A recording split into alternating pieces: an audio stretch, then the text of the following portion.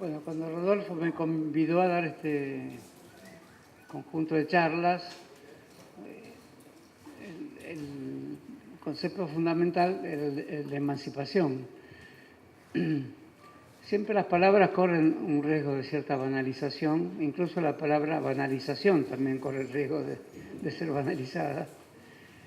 Y el límite entre el uso propicio de la palabra, que está cercano a cuando se usa por primera vez y sorprende y significa algo que permite una comprensión del mundo.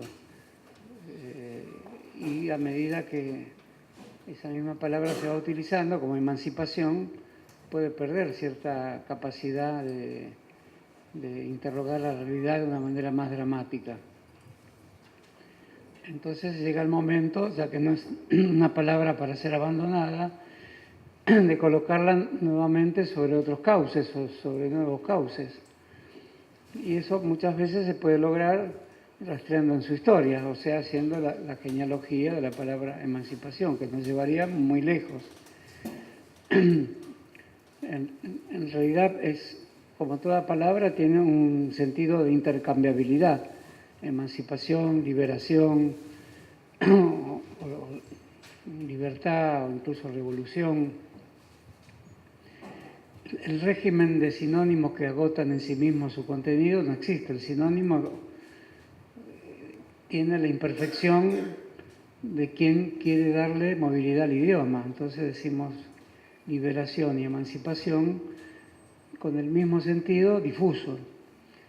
Pero al ser difuso el sentido con dos palabras tan plenas como emancipación y liberación, el idioma no se hace difuso, se hace un idioma capaz de ser el idioma que usan los hombres, que se usa para constituir momentos de conversación que tienen su sentido dramático, como digo. Yo mismo repito la palabra dramático y la banalizo un poco, pero lo que quiero decir con eso es que no hay conocimiento sin cierto dramatismo. Entonces, quería hacer una breve mención de la palabra emancipación. En realidad, su uso más riguroso pertenece al mundo de la concepción de los que promovían la libertad de los esclavos, de modo que había un correlato en el mundo histórico sumamente específico de la palabra emancipación. No eran las naciones, sino una forma de sumisión de las personas a ciertos esquemas de dominio y de poder que estaban a cargo de otras personas. Y por lo tanto, la diferencia entre libertad y esclavitud se definía en el concepto de emancipación.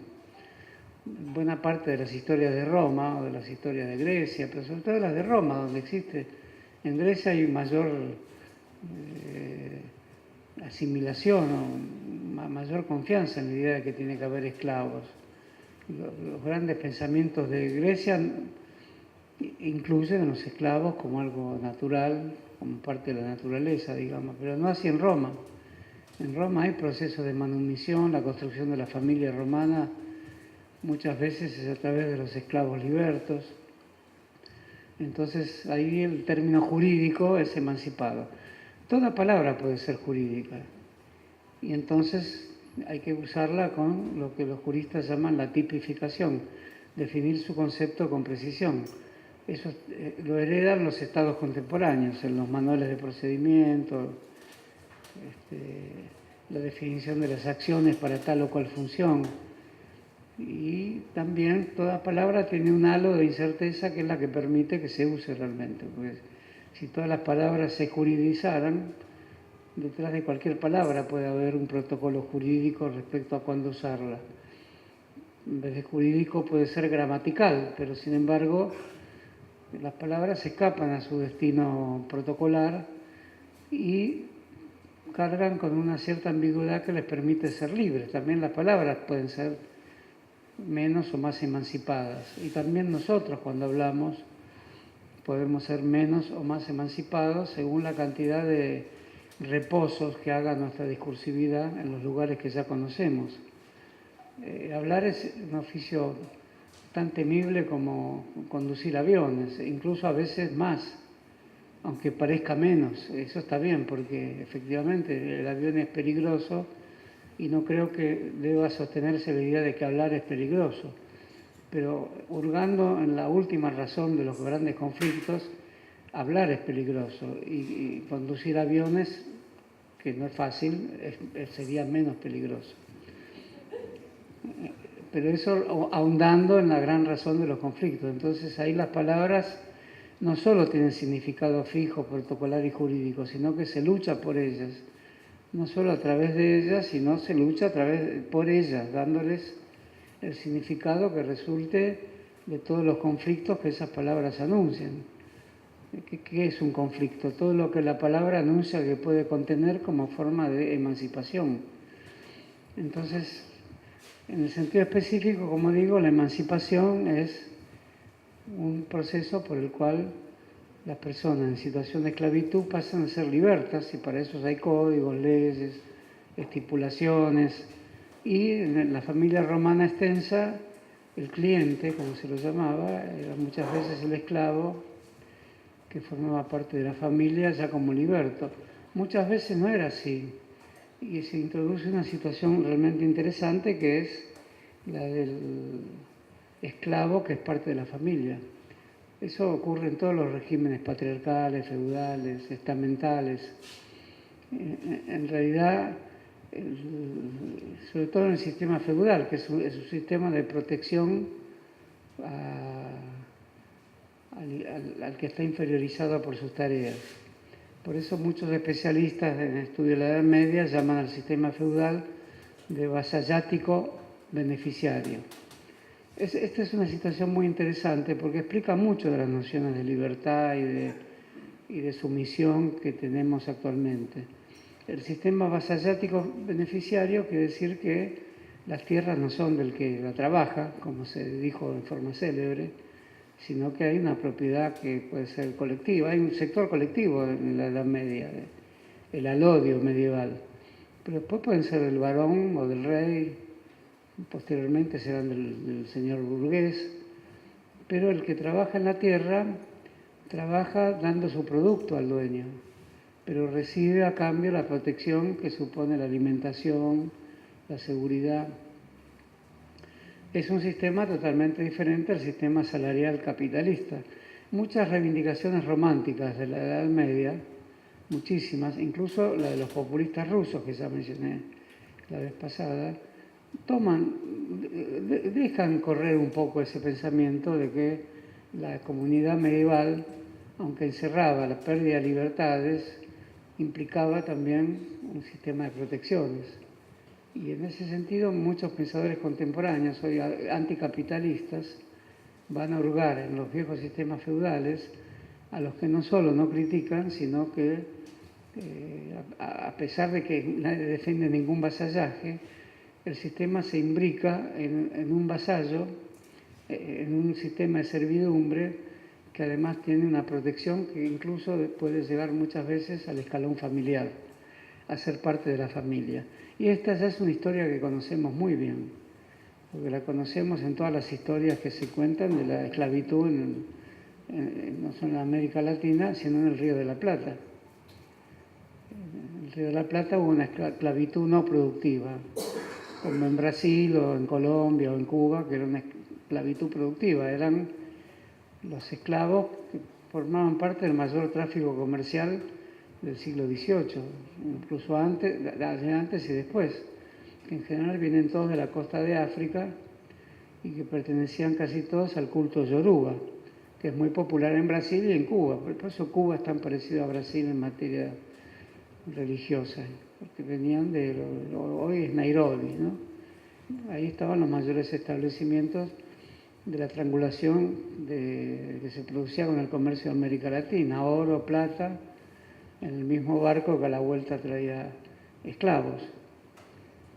Y el régimen de producción esclavista, al punto tal que muchos estudiosos brasileños en Brasil, como Marx aludió a un modo de producción asiático, aluden al modo de producción colonial esclavista, en la medida en que un régimen económico no podía pasar por alto que la mayoría de los trabajadores, dado que el colono europeo desconfiaba del trabajo indígena, no desconfiaba del trabajo esclavo, o por lo menos tenía más confianza en la capacidad muscular de trabajo de los esclavos negros que de los siervos indígenas.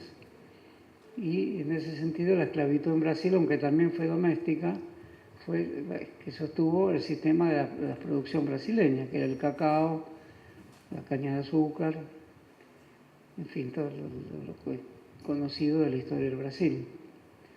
Y también los nostálgicos brasileños, los brasileños lusitanistas, es decir, los brasileños que guían su cultura por la cultura portuguesa, escribieron grandes libros sobre este tema. Uno de ellos se lo cito, que es Casagrande y Senzala, de Gilberto Freire, que era un partidario del dictador Salazar de Portugal y al mismo tiempo era un gran erudito de la formación histórica del Brasil, un gran erudito. Y escribió un gran libro llamado Casagrande y Senzala para explicar la formación del Brasil a través de su forma habitacional. En la Casa Grande habitaba el señor, prácticamente un señor feudal, y en la senzala habitaban los esclavos, era una habitación colectiva, y se producía un intercambio, que ese libro es un libro maravilloso, por eso dije primero lo malo, era alguien lusitano, es decir, de la Portugalidad, por lo tanto era alguien que consideraba a Brasil todavía parte de Portugal, aunque en los hechos económicos y políticos contemporáneos hoy es al revés. Pero este Gilberto Freire, que también fue partidario de Getúlio Vargas, y hoy escribió un libro muy reivindicado, salvo por sus posiciones políticas, toda la idea de ese libro es que al Brasil lo construyó el esclavo negro, la sexualidad brasileña, que desmiente el mito de la gran sexualidad brasileña, con mucha precisión de antropólogo, pero era un gran discípulo de los antropólogos norteamericanos, sobre todo uno llamado Franz Boas. Por lo tanto, es un libro que podemos denominar científico de alto nivel. La brasileña le permiten comprender a cualquiera que estamos cercanos a la idea de que Brasil se forjó desde el poderoso aparato cultural, religioso, lingüístico y culinario que traían los... Un detalle gracioso, en Brasil se dice bunda continuamente, que es la cola, ¿no? Es la palabra más usada por cualquier brasileño. Gilberto Freire dice de dónde viene cada palabra. Esa viene del idioma yoruba. No hay ninguna palabra importante en Brasil que los argentinos creemos que es un idioma que no conocemos muy bien, que es el portugués, que no sea una palabra que venga de África. Entonces, la idea de emancipación ahí para Gilberto Freire, que es como un señor feudal, es la idea de que tanto se protegió al esclavo después de los suplicios que implicaba traerlo a América, que en ningún momento ni desmiente ni deja de estudiar, pero al entrar a trabajar en Brasil como esclavo, tiene la enorme libertad de generar a su alrededor una cultura que será la cultura de una nación. Bueno, yo no quisiera ahondar en esto porque tampoco estaría de acuerdo en llevar hasta las últimas consecuencias un pensamiento de esta índole que tiene un fuerte sustento paradojal. Una nación fundada por sus esclavos. Pero efectivamente, los que más sufrían eran los que inventaban la lengua de una nación. La lengua de una nación, por más que un famoso movimiento político argentino tiene un eslogan muy conocido que dice por la grandeza del pueblo, la felicidad del pueblo y la grandeza de la nación, la idea de felicidad del pueblo es una idea muy europea, es una idea de los jacobinos, es una idea de Robespierre además. Y por supuesto que con la idea de felicidad se fundan naciones, pero con la idea de felicidad no individual sino colectiva llevaba también a la autorización del cadalso, al modo en que se produjo la Revolución Francesa. O sea, la felicidad pública es un tipo de control del poder a la manera jacobina. Y el hedonismo, que es una forma de felicidad, pero que tiene los momentos de angustia del trabajo y de la esclavitud, que es un momento de angustia, parecen ser también momentos fundadores. Y en ese sentido se inserta aproximadamente en lo que en el siglo XIX fue uno de los tramos más famosos y muy leídos hoy de la dialéctica del amo y el esclavo de Hegel, el gran maestro de Marx. Porque en Hegel también las cosas son bastante así. La dialéctica del amo y el esclavo es una dialéctica emancipadora. Y uno diría, ¿por qué si hay esclavos de por medio? Es un poco parecido a la familia amplia. Borges cuenta Borges hablaba mal de la negritud. Uno no sabe nunca si lo hacía en serio o en broma. Me decía, pero fíjese, este esclavo, mira qué apellido tiene, Anchorena. Este negro, dice, tiene un apellido Anchorena. Lo decía en tono crítico, pero estaba contando una historia profunda. Los Anchorena, una de las mayores familias de propietarios de tierra en Argentina, también eran como una familia romana. ¿Y qué hacían? Daban su apellido a los esclavos que admitían a la familia, a la esclava que amamantaba a los niños. Entonces, y al viejo abuelo negro que contaba historias a los niños. Por eso podía haber una familia negra que se llamara Anchorena, igual que los mayores propietarios de tierras de la Argentina. Esa era la agudeza de Borges, porque Borges, que es muy maldito, no es necesario decirlo, también es muy agudo para observar cómo un único nombre representa toda una historia complejísima de conflictos sociales y de posiciones diferentes y de culturas heterogéneas en una historia que podemos emplear muchos volúmenes para contarla, pero basta decir, esta familia negra que puede vivir en Villa Soldati o los últimos negros argentinos que casi se extinguieron, que vivían alrededor del Bañado de Flores, porque se dedicaban a las tareas de recolección de basura.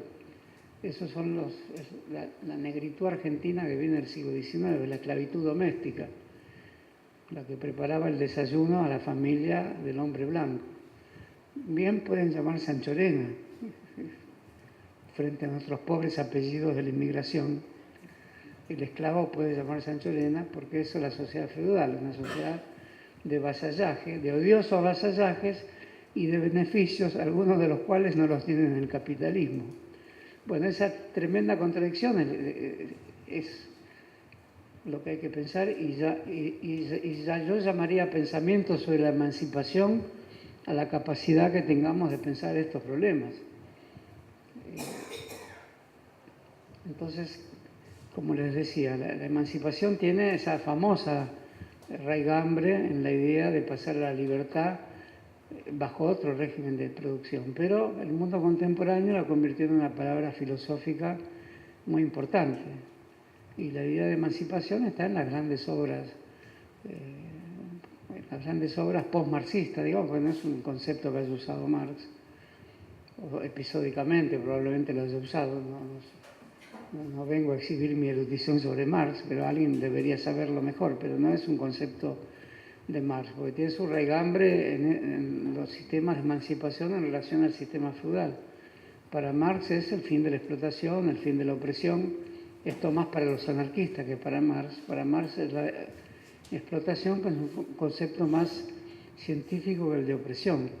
En la explotación está la plusvalía de por medio y el cuerpo humano cumple una función económica. En cambio, en la opresión de los anarquistas, de la vieja tradición anarquista, la opresión no es una función económica, es la pérdida de la autoconciencia. Entonces, esa fue siempre la disputa de Marx con Bakunin. Bakunin siempre mantuvo el concepto de emancipación en el sentido de la opresión. El oprimido pierde su conciencia porque es innata en él la libertad que le han conculcado. En cambio, el sujeto marxista, el sujeto de Marx, digamos, el sujeto marxista, el proletario de Marx, es un sujeto que no es libre por la vía del modo en que capturan de él el esfuerzo que hacen determinadas horas de trabajo, cuyo sobrante tiene el nombre específico que le dio Marx, que ya estaba en la economía política inglesa, que es de plusvalía. Entonces, ahí la explotación es una categoría más económica que moral. Y en la filosofía contemporánea de los últimos años se ha impuesto de una manera que no podría decirlo con bastante destreza, porque ¿por qué de repente aparece más una palabra con otra? Probablemente tenga correlación con grandes acontecimientos históricos, la caída de la Unión Soviética, la pérdida de importancia de los grandes partidos comunistas del mundo, que podríamos criticarlos mucho, pero mantenían una cultura y una lengua, y eso hizo caer el concepto de explotación y hizo surgir y el concepto de revolución también, el fracaso de Guevara en Bolivia, la situación de Cuba hasta hoy, en fin, la existencia de un modelo que, aunque sufriente y angustioso de liberación, que mantiene viva la esperanza, ese concepto se ha opacado en el mundo, sin que esté diciendo que haya desaparecido. Y aparece en su lugar como una especie de reemplazante dadivoso la idea de emancipación, que es mucho más vieja que la idea de revolución. Y la idea de emancipación, en ese sentido, vuelve a retomar las banderas morales, vuelve a designar casos donde entran a figurar las políticas de género, el papel de la mujer en el mundo del trabajo y en el mundo doméstico. La vieja idea del esclavo doméstico pasa a indagar hoy el domicilio contemporáneo, la familia burguesa contemporánea. Y ahí no hay que hablar de revolución, ahí se habla de procesos emancipatorios vinculados a razones éticas de la relación de los hombres con las mujeres, del trabajo familiar doméstico, del suministro de bienes para la subsistencia familiar y de la violencia entre las relaciones humanas y la violencia llamada de género. Esta expresión de género, que debe tener 2 o 3 décadas, no mucho más, viene a estar muy asociada a la idea de emancipación. Las políticas de género vienen a sustituir también algo de lo que ya hablamos menos, siendo que era algo de lo que antes hablábamos más, lo que revela la profunda historicidad de los lenguajes. Antes decíamos más luchas de clases, y las clases sociales son una instancia de reproducción de la vida que tiene que ver con un sistema capitalista de explotación y de extracción de plusvalía. Expresión no muy clara, porque tiene algo incómodo, porque pero tiene la clara imagen de una mandarina o de una naranja que se exprime. Se extrae plusvalía, como si fuera un conjunto de valores implícitos en la forma corporal que tiene que ver con la temporalidad, el tiempo de trabajo, y con la creación de valores por parte de un tiempo dado de trabajo, y eso se extrae. Es una metáfora extraña en Marx, es un extraño metafórico Marx. El primer capítulo del Capital habla de levitas que se abrochan solas los botones. Marx es muy gracioso, mesas que van solas al mercado, casi parece un animista. ¿Por qué? Porque tenía que explicar el fetichismo de la mercancía, que es su gran teoría de la religión. El fetichismo de la mercancía es la ilusión que produce el hecho de que los hombres creen tener relaciones entre sí, pero solo las tienen a través de la mediación de las cosas, o sea, de los fetiches. O esa acción de creer que las cosas se humanizan es una acción fetichizada. Marx la llama mercancía, esa es la mercancía.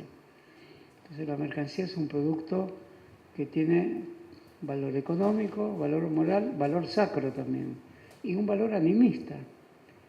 Si releen el primer capítulo del Capital van a ver qué gracioso que es, porque utiliza todas las metáforas de Shakespeare, un gran lector de Shakespeare, y agrega de su propia imaginación las comparaciones famosas, tantos metros de lino,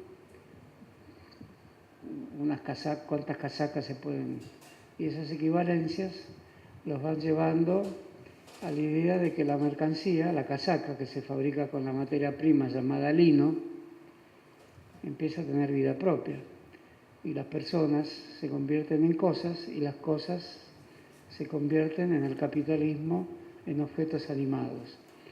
Pero para escribir eso no lo hizo una teoría, lo teatralizó, lo hizo una coreografía. De ahí que, bueno, no me acuerdo muchos ejemplos, pero está lleno de casacas que se abrochan solas. Marx es muy gracioso, de repente dice, ¿por qué estoy leyendo acá? un saco que se abrocha solo. Es porque efectivamente se produce el efecto del fetichismo de la mercancía. Eso redondea el concepto de emancipación en Marx. Hay que emanciparse de esas fantasmagorías que produce el capitalismo, que la produce en la superestructura cultural, concepto que después se dejó de usar, y lo produce sobre todo en la religión. Y se produce en la conciencia, que pasa a ser una conciencia que no puede escapar de su destino de cosa. Bueno, todas estas fórmulas del marxismo, que se siguen usando con cierta melancolía y forman parte de las historias de las ideas, pero no de la lengua militante, salvo muy escasos núcleos en todo Occidente, y en Oriente también, pero son muy escasos núcleos, han sido sustituidos por la lengua de la emancipación. Y la lengua de la emancipación es una lengua, como digo, que parte de apelar a una estructura moral de un tipo de autoconciencia que se parece bastante al punto de partida que coloca Hegel en su dialéctica del amo y el esclavo. En esa dialéctica, que fue muy estudiada en los años 60, muy estudiada, un poco de origen al existencialismo, es una dialéctica por la cual el que verdaderamente es libre es el esclavo. El dueño del trabajo, el amo, la única propiedad que tiene es la de dar órdenes y la de sentirse dominando a otros hombres, pero no trabaja, da órdenes. La orden es una cuestión técnica, dar órdenes. Algunos lo llamaron conducción política. Es un tema muy complejo, dar órdenes, porque dar órdenes tiene que ser el oficio de la libertad. ¿Cómo voy a dar una orden? A veces es más fácil dar una orden en el ejército, donde la orden es parte de la naturaleza de las cosas y nadie puede ser ofendido cuando se da una orden. Yo supongo que sí, que aún en el ejército hubo muchas experiencias. Por ejemplo, la Comuna de París hubo una experiencia muy importante de elección de los oficiales. Por lo tanto, el que daba la orden debía ser alguien electo y por lo tanto ya no daba la misma orden si era electo por una elección de aquellos a los que le iba a dar órdenes. Pero es muy complejo que al que da una orden en medio de la batalla los soldados le digan: pero si nosotros te elegimos, no nos des esta orden. Llega un momento que se pone entre paréntesis la idea de que la orden emanó un poco a la manera de Artigas, que era un discípulo de Rousseau. Mi poder de vosotros depende y cesa cuando vuestra soberana decisión lo determine. Eso es Rousseau, es el pacto social de Rousseau en el artiguismo, pero el artiguismo era muy avanzado socialmente y políticamente. Pero en el ejército no se puede decir eso. Pero aún así, en todo lugar donde hay una orden, en la universidad, en la escuela, en la familia, hay este problema. En un picnic, siempre hay uno que da una orden: prepará vos el chimichurri. Bueno, en ese sentido, hay lugares donde las órdenes no pasan por ser tales, pero uno puede ofenderse, porque finalmente hay alguien que toma una decisión y entramos en la ambigua zona de si por órdenes, por más ingenuas que parezcan, ciertas libertades pueden ser limitadas o restringidas, o si al revés, como dice Hegel también, la libertad es un sistema de necesidades. Es decir, para que haya libertad tengo que contrastarla con algo, con una necesidad. Esto es con una orden. Entonces soy libre en un lugar donde también hay órdenes, donde sé que es una orden y hay una autorización para que alguien dé una orden. Pero por eso decía que muchas veces en el lugar donde se esperan órdenes es más fácil tolerarlas. Pero en un lugar donde no se esperan órdenes, comunidades de iguales, como estudiantes, o asambleas estudiantiles, núcleos de profesores, si alguien se pone a dar órdenes es acusado de autoritario. Con razón, porque efectivamente puede ser la misma orden, pero es como el descubrimiento dramático de que la orden está en el lugar inadecuado. Pero aún así, alguien más inquisidor, que lo que pudiera ser yo, puede preguntar: ¿y si nadie tomara la iniciativa para indicar un rumbo, qué pasaría con las sociedades? serían solo comunidades organizadas de una manera autoabastecida y casi automática, eso un poco a la manera del falasterio de Fourier, que era así. El falasterio de Fourier era una única vivienda que era igualitaria desde el establo al comedor, pero todas las funciones orgánicas estaban retratadas y remitidas a la arquitectónica. Fourier fue muy importante, tanto que Sarmiento destinó un libro a refutarlo. Sarmiento, cuando veía que algo era importante, destinaba no un libro, pero destinó cartas enteras. Conoció para colmo un fourierista en Buenos Aires, que era el que hizo la colonia fourierista en Entre Ríos, que aún subsisten los cimientos. Creo que en Puerto Ruiz, en Entre Ríos. Pues Entre Ríos es la provincia más utópica de la Argentina, debido a la colonización atípica que tuvo anterior a la gran inmigración, que se le debe a Urquiza. Urquiza es también un proinmigratorio. Se lo puede ver en su casa del Palacio de San José, es lo más moderno, que había instalaciones de gas, agua caliente. Urquiza quiere la colonización, y la colonización que trae Urquiza es una colonización atípica, no serán los españoles e italianos de los que descendemos la mayoría de nosotros, que vienen con Sarmiento, Mitre, Avellaneda. Con Urquiza vienen sabios, vienen sastres de remotas localidades de Lituania, los que fundan las colonias judías de Entre Ríos, vienen búlgaros, hay un consulado búlgaro en Entre Ríos, no hay en ningún otro lugar de Latinoamérica. Hay embajadas de Bulgaria, pero un consulado, porque vienen de lugares atípicos para la inmigración argentina.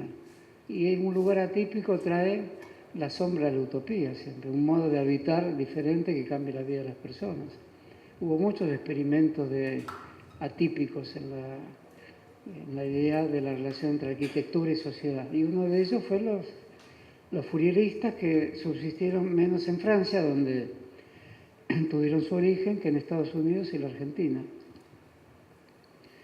Y Sarmiento, cuando va a Europa, viaja con el que la fundó en Entre Ríos, un tal Falconier, que era un fourierista, discípulo de Fourier, y Sarmiento tiene una larga conversación en el barco, son 3 meses para ir a Europa en barco. Se la pasó hablando con el fourierista y la conclusión estaba totalmente loco. Pero Sarmiento es un capitalista, el fourierismo es un precapitalismo. Sarmiento es la locomotora y es las escuelas para producir de alguna manera un cierto disciplinamiento escolar remitido a la fábrica. Aunque es mucho más, no voy a reducir a Sarmiento a eso, pero es mucho más, pero eso también es. Entonces, en la dialéctica del amo y el esclavo, Hegel indaga en este tema de una manera muy precisa. Dice, el esclavo es el esclavo, sin duda es una posición desfavorable, pero al trabajar tiene todas las potencialidades de la emancipación, porque él es el que trabaja. Y el amo, que se cree que es el que da la orden, y que cree que dando la orden se realiza como humano, el que da una orden puede sentirse feliz dando la orden, porque hay algo inexplicable en las personas que, creyendo que tienen el poder, en eso Borges es letal, ¿no? Creyó, el cuento donde dice, creyó que le habían dado todo, el poder, la fama y el dinero, y era nada más que el hombre muerto. Bueno, Hegel piensa un poco como Hegel. El que tiene el poder es el hombre muerto, porque no trabaja. En Hegel ya está el principio del trabajo que toma Marx. El trabajo es liberador. Entonces el esclavo es un liberto en potencia. Por eso hay que entenderlo por los misterios de la llamada dialéctica, porque si lo vemos en un plano fijo y frontal, el esclavo es el esclavo y el amo es el esclavo, y uno dice, ¡ay, qué feo ser esclavo y qué lindo ser el amo! Bueno, ni en Hegel ni en Lacan son así las cosas. En realidad están sometidos a una fuerte crítica de lo que llamaría la estructura moral emancipatoria, donde el esclavo puede ser el que al libertarse, porque posee el principio de la producción y del trabajo, sepa después cómo organizar una sociedad más justa. Pero puede pasar que no sea así, Por eso hay tantas historias del que fue explotado que comienza a ser explotador. Por eso estamos hablando del más complejo de los temas. Entonces me quería preguntar en esta charla de hoy si en la Argentina hay muchos indicios de esta discusión, muchos, poquitos o nada, y quiénes fueron los pensadores argentinos que se acercaron a plantear este problema tan de la hora, tan de la emancipación, en el sentido que hay que definirla mejor, pero todos sabemos que tiene un rango utópico.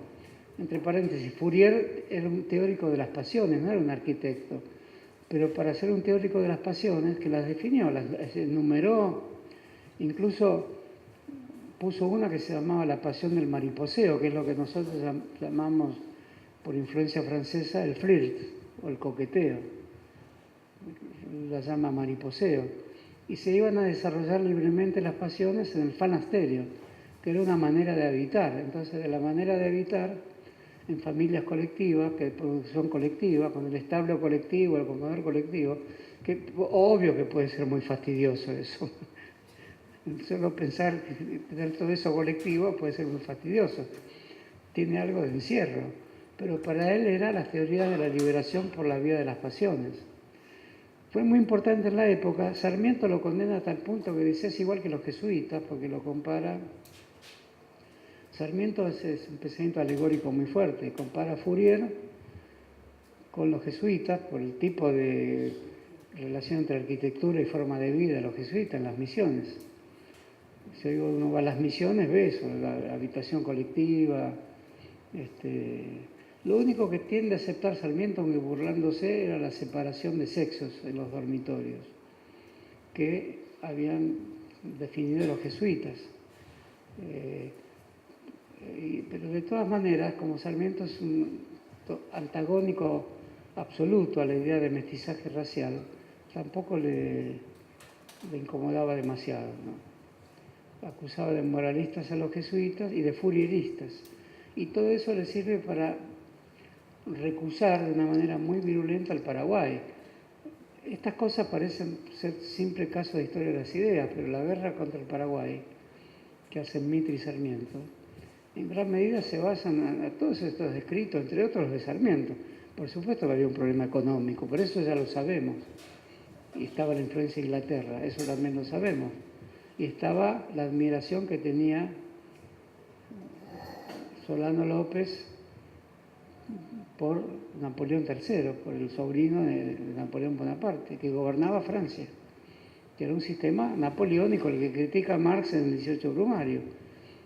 Es un sistema llamado bonapartista, de ahí saca Marx el concepto de bonapartista, que es lo que están pensando Mitre y Sarmiento, aunque no llegan al refinamiento que tuvo Marx al calificar de bonapartista ese régimen, es decir, la pseudo-nación, una entidad que está por encima de las clases sociales, que dice representar al campesinado, pero que los abruma a todos por igual, con un jefe político que es un impostor. Esa es la gran tesis que va de la comedia a la tragedia. Esa es la gran tesis del 18 Brumario. Bueno, Sarmiento, para condenar al Paraguay, dice, es como los jesuitas, como Fourier y como el doctor Francia y Solano López, que son los que encerraron al Paraguay en un sistema de propiedad colectiva de la tierra, pero con una diferencia, con alta tecnología, el primer ferrocarril latinoamericano, un alto horno. Entonces, ahí tenía Sarmiento, que es un desarrollista, puesto mal al lenguaje actual. Sin embargo, tenía un problema ahí. El sistema bonapartista, jesuítico y fourierista que condenaba con Solano López, también era un sistema que apuntaba a cierta industrialización del Paraguay, debido al fuerte cierre del mercado interno que producía un efecto extraordinario en la creación de la industria del hierro. Bueno, decía, ¿quién en la Argentina pues, se puede acercar a este tipo de reflexión? Porque Hegel escribe esto en 1830, en 1805, en La fenomenología del espíritu, que es, a mi juicio, su gran libro.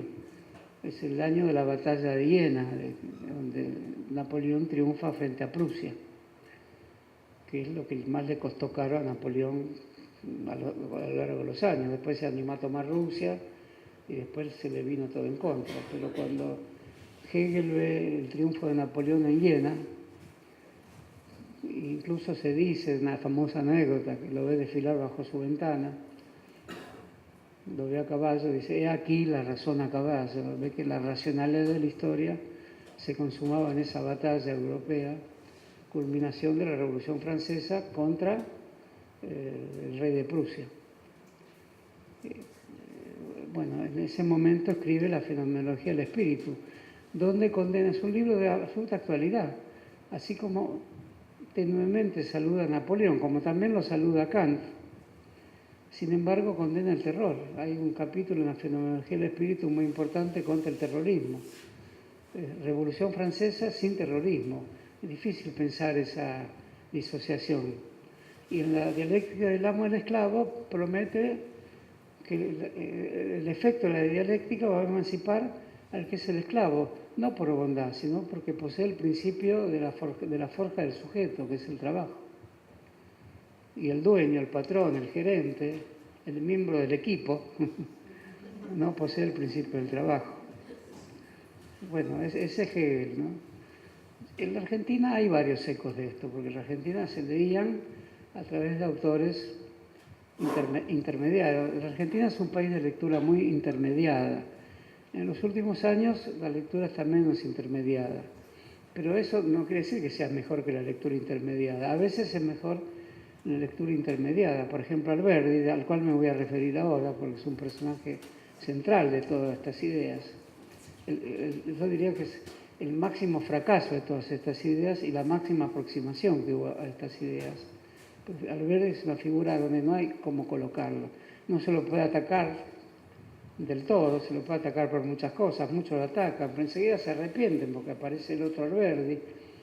Y el otro Alberdi son muchos Alberdi, son el Alberdi pacifista, el Alberdi guerrerista, el Alberdi librecambista, el Alberdi proteccionista, y para peor el Alberdi rosista y el Alberdi antirrosista, y después el Alberdi monárquico y el Alberdi antimonárquico. Entonces es un hombre que no dejó nada sin ser, fue todo lo que se puede ser en la vida. Pero habría que agregar, entonces es un pavo, un hombre que hace eso, es un pavo. Bueno, hay que agregar que digamos, casi todo lo hizo bien. En todos estos temas dejó grandes escritos. El muy recordado El crimen de la guerra, que es el máximo escrito pacifista del siglo XX, del siglo XIX, diría yo. Es un escrito formidable. Bueno, Alberdi hace lectura intermediada. La lectura intermediada de Alberdi es porque al Río de la Plata llegan los libros tarde. Ahora que no llegan tarde, que llegan al mismo momento, no sé si es mejor. La lectura intermediada permite una libertad de interpretación mayor. Por ejemplo, él lo lee a Hegel, pero no lo lee a Hegel, lo lee a Savigny, que es un discípulo francés de Hegel, entonces llega el libro de Savigny. Él no lo lee directamente a Hegel. Y así como casi todos los autores. Muy pocos autores se leen directamente. Rousseau, por ejemplo, se lo leyó directamente, pero no lo tradujo Moreno. Tomó una traducción clandestina. Rousseau era un clandestino en el Río de la Plata. La traducción es valenciana y Moreno lo hizo circular y a la semana lo incautaron. Es un libro incautado, Rousseau. Los ejemplares que se conservan, que son 3, de los 500 que se conservan 3 nada más porque los demás se quemaron o se tiraron cuando Moreno fue a Londres. Es una historia interesante lo del contrato social en la Argentina. Ese se ve en forma directa. Raynal, creo que es un jesuita francés, se ve en forma directa. Es un olvidado, pero influyó mucho en el ideario que la vez pasada comentaba, incaico, de tomarlo como un modelo remoto de ruina romántica que sostuviera experiencias políticas contemporáneas. Porque Raynal es el gran estudioso francés de las culturas de oro, como la llama, la cultura incaica. Moreno leyó de pe a pa ese libro. Como Vieites, que también como un olvidado, leyó de pe a pa La riqueza de las naciones de Adam Smith, que es un gran libro. Tanto lo es que Foucault dice hoy que es superior al Capital de Marx, pero lo dice de cabrón que es. Pero es cierto que es un libro donde Marx tomó mucho más de lo que se piensa y es un gran libro. Y esto yo lo sé por haber estado en la Biblioteca Nacional, porque ahí está el libro de Vieites, subrayado como un alumnito de la periferia, frase por frase. Y con el libro de Adam Smith hizo el primer diario argentino, el Semanario de Agricultura y Comercio. Bueno, Alberdi no es un hegeliano, tiene un toquecito. En realidad le gusta Vico, y esa es la otra razón de la lectura intermediaria en Argentina. ¿Por qué se lee a Vico en Buenos Aires? Pues Vico del siglo XVIII, y es una lectura que no es difícil, pero si no es más fácil es porque es un sistema alegórico donde los tiempos de la historia se repiten a través de alegorías muy complejas.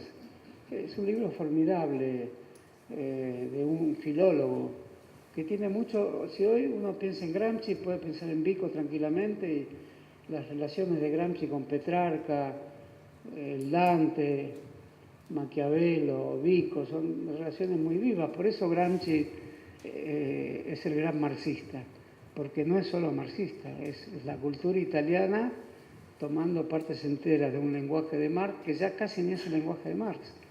Eso es Gramsci es un ejemplo de fusión cultural como pocas hubo en el siglo XX en relación al marxismo. Trotsky no fue capaz de hacer esa fusión con la cultura rusa. Hizo muchas más fusiones con Marx. Intentó la fusión con el surrealismo, Trotsky, del marxismo con el surrealismo. Y escribió muchos trabajos de gran interés, pero quiso hacer la fusión del marxismo con el futurismo también. Por eso, ya que estamos, le escribió a Gramsci, que estaba en Moscú en ese momento, una carta que se conserva para que le explique qué era el futurismo italiano. O sea, quién era Marinetti, que era fascista, pero un fascista muy peculiar, no musolinista. Y el futurismo ruso era Mayakovsky, que era bolchevique. Por eso Gramsci y Trotsky lideraban con este fenómeno. La gran vanguardia del siglo XX era fascista en Italia y bolchevique en Rusia. Tenían el mismo nombre y casi el mismo procedimiento, casi la misma idea de la técnica, aunque Mayakovsky es más un humanista que Marinetti. Gramsci y Trotsky se ven enfrentados a esos grandes problemas de fusión, diríamos. Bueno, y Alberdi toma a Vico a través del máximo intelectual que había en el Río de la Plata en ese momento, que no era un hombre de emancipación, ni era un intelectual al servicio de Rosas, que era Pedro de Ángelis. Pedro de Ángelis es una figura excepcional de la historia argentina, muy excepcional. Es sin duda uno de los máximos intelectuales de la historia argentina. Ahora, digo historia argentina e intelectual, no argentino, porque era napolitano. Él pertenecía a las cortes de Nápoles, bajo el dominio de Napoleón. Era funcionario del reino de Nápoles. Y fue embajador de Nápoles en San Petersburgo, un poco como Miranda, eran los cosmopolitas de la época. Miranda era un venezolano que actuaba en la corte de Catalina de Rusia, además de ser un agente inglés.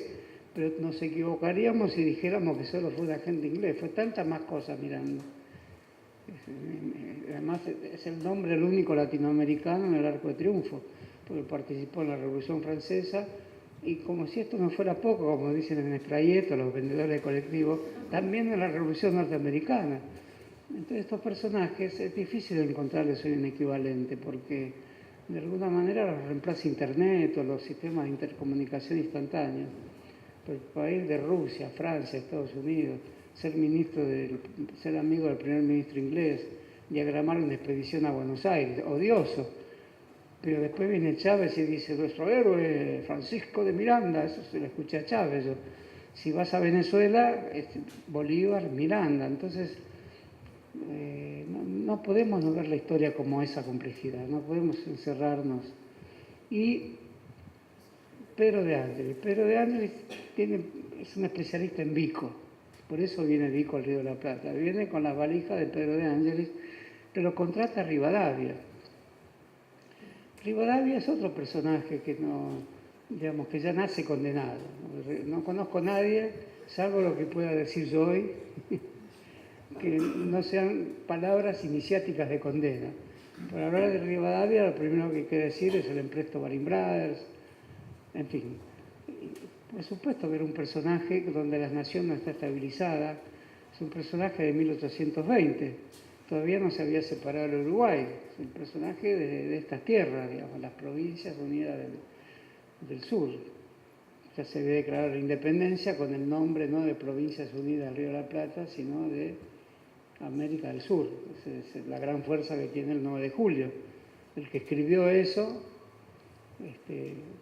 intencionadamente o no, sacaba la independencia del marco grandioso pero estrecho del virreinato del Río de la Plata.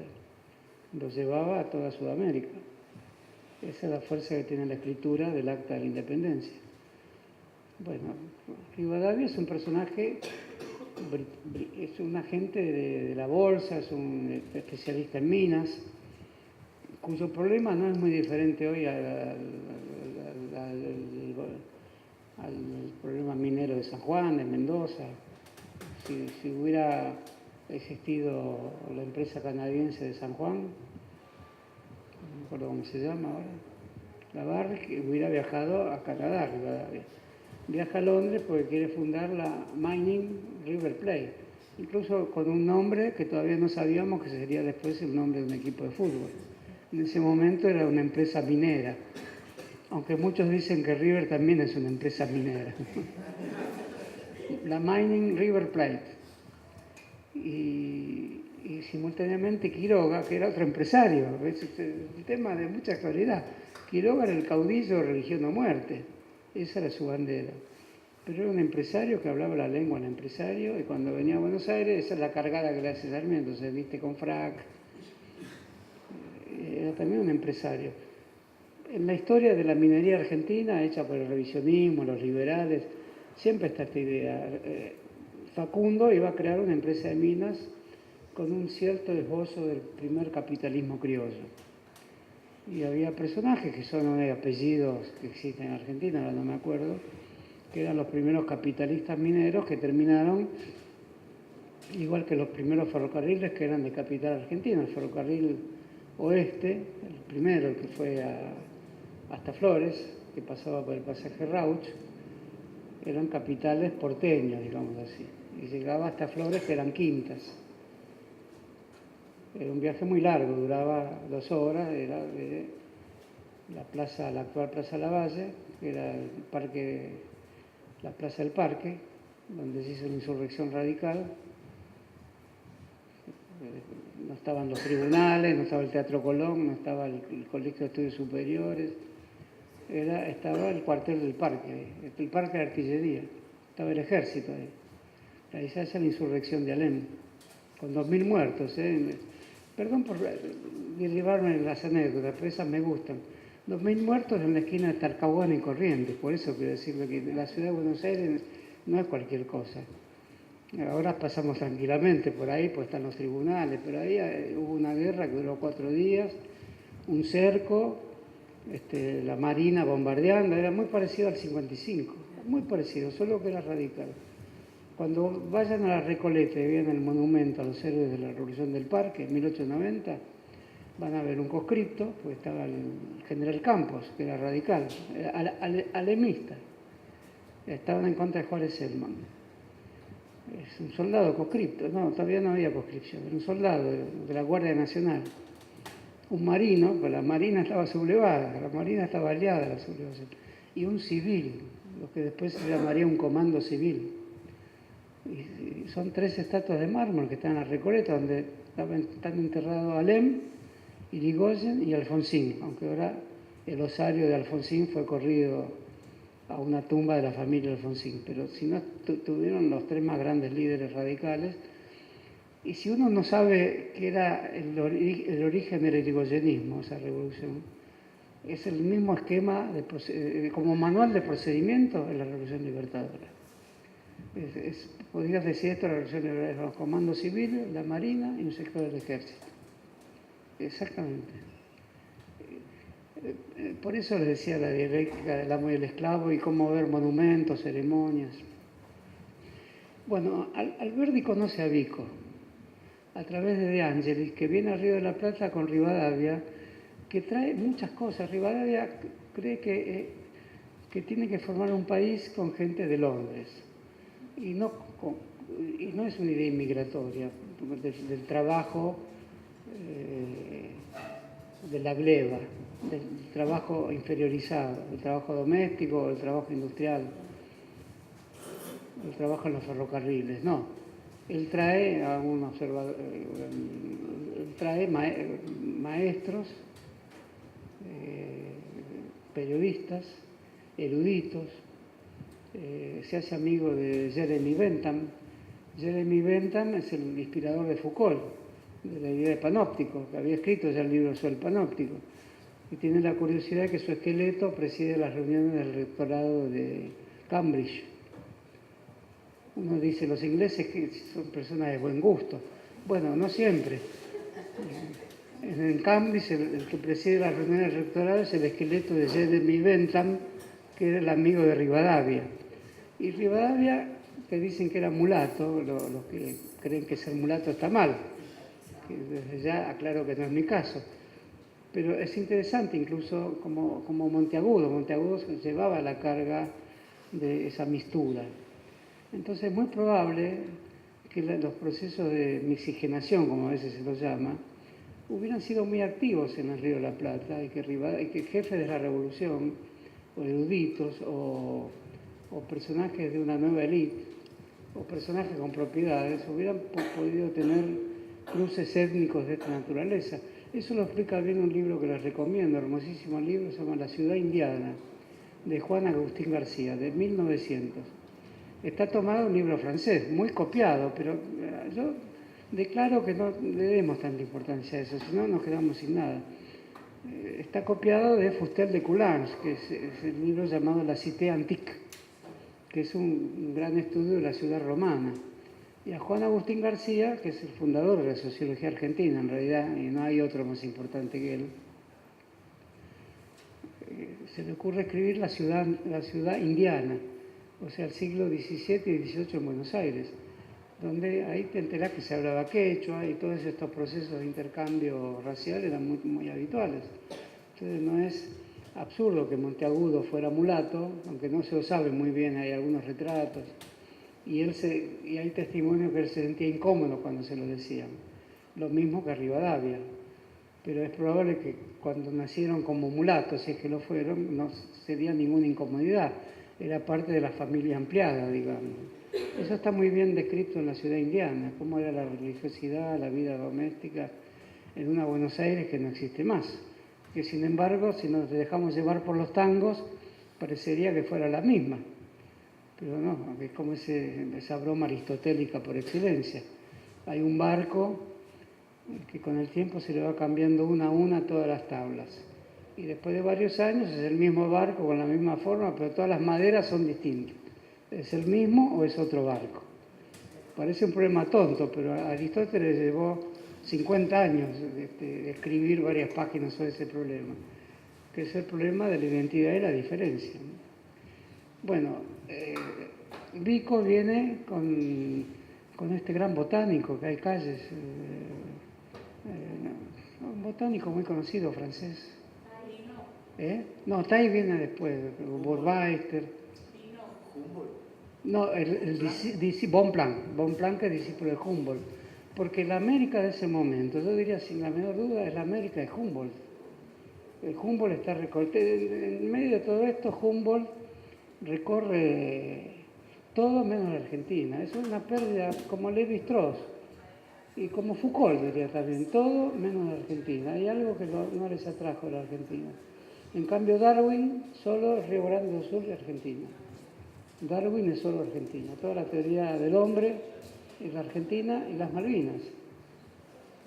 En ese momento, para Darwin coincide unos meses con la toma de las Malvinas por Inglaterra, unos meses antes. Algunos hasta lo acusan a Darwin de ser un espía inglés, pero bueno, espía podemos ser todos sin darnos cuenta.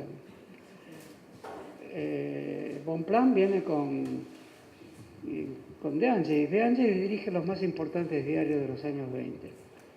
Perdón, ¿lo puedo interrumpir? Sí.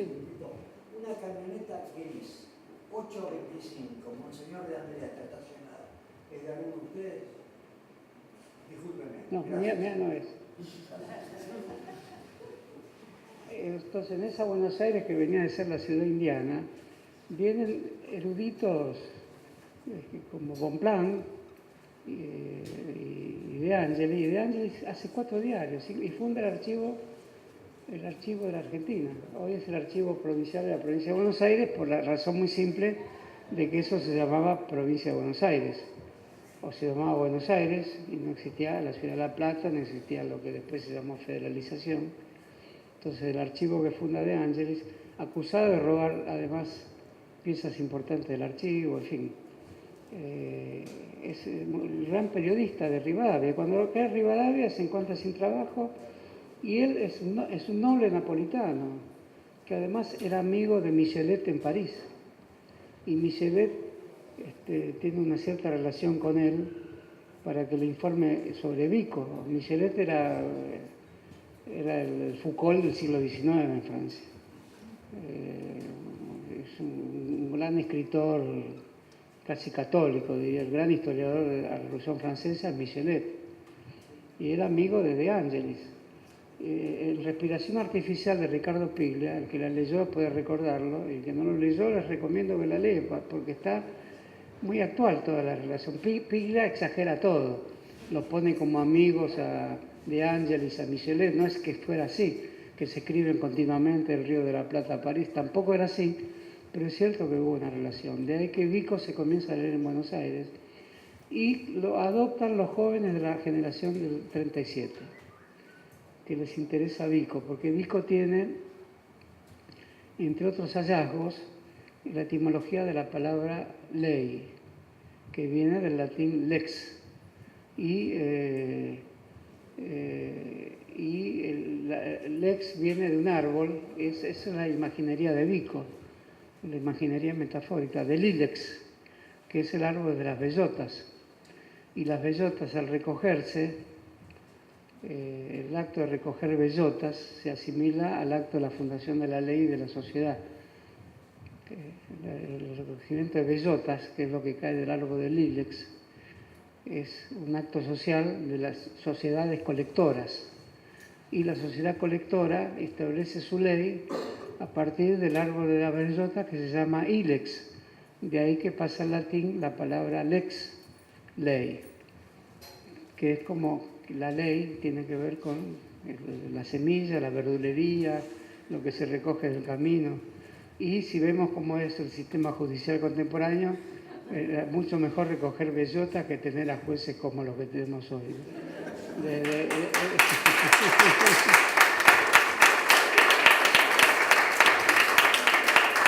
Sobre la base de frases como esas, Alberdi escribe un libro que es lo mejor que escribió. Tenía 27 años, le faltaban 2 materias para terminar la Universidad de Buenos Aires, que estaba en aquel momento donde ahora sigue estando el cartelito que dice Universidad, frente al Monumento de Roca.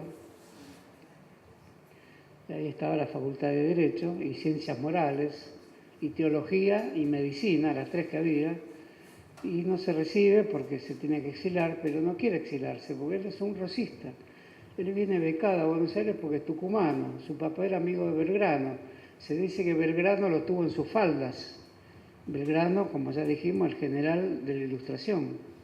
Entonces él se siente un federal y escribe un libro que se llama Principios de la Filosofía del Derecho. Y lo escribe a través de la influencia de Hegel, vía Savigny y Vico. Por eso es un libro tan interesante. Y es un libro que le dedica al gobernador de Tucumán, Heredia, que era un federal que forma parte del martirologio federal.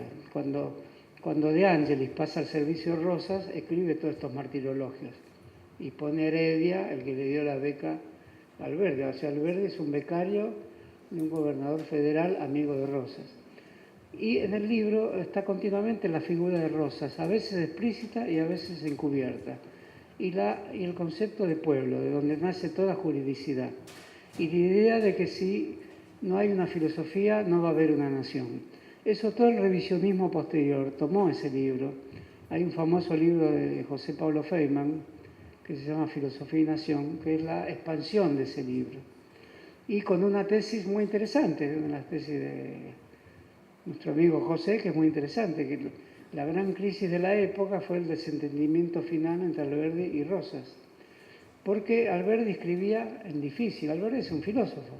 Ese libro, que hoy es un libro muy leído de Alberdi, en la Facultad de Derecho, es bibliografía aún hoy, porque es la única filosofía del derecho escrita 12 años después de la de Hegel, que se escribió en la Argentina por parte de un joven absolutamente imaginativo, y es una formidable, es casi el anticipo de la Constitución Nacional, que después se titulará Las Bases, ya con una perspectiva liberal. Pero ahí es un romántico que cree que la ley surge de la vida popular y del impulso de una figura dominante. Esa figura dominante la llama una figura que tiene enorme capacidad de intuición, por la que ha sido dotada por la naturaleza, y que sin duda le podremos decir que no tiene los atributos intelectuales de los cuales gozamos aquellos que hemos estudiado materias de leyes y derechos de gentes. Pero nada podemos decir, quienes poseemos estos conocimientos específicos, de aquel que esté dotado de la magnífica intuición que es la que en última instancia inspira mis palabras. No lo dije de memoria, pero es más o menos así. Ese es el libro de Alberdi, es el libro dedicado a Rosas. Y después Rosas aparece nombrado, pero es más importante cuando no aparece nombrado. Aparece como el que posee la intuición, casa iniciadora del proceso de las leyes, la intuición. Bueno, ese libro Alberdi nunca lo negará, pero después lo reescribirá de muchas formas. Y después, yo diría, es un libro que es el primer capítulo del sentimiento emancipatorio de la Argentina. Ese libro, porque no es un libro rosista, pero tampoco es antirrosista.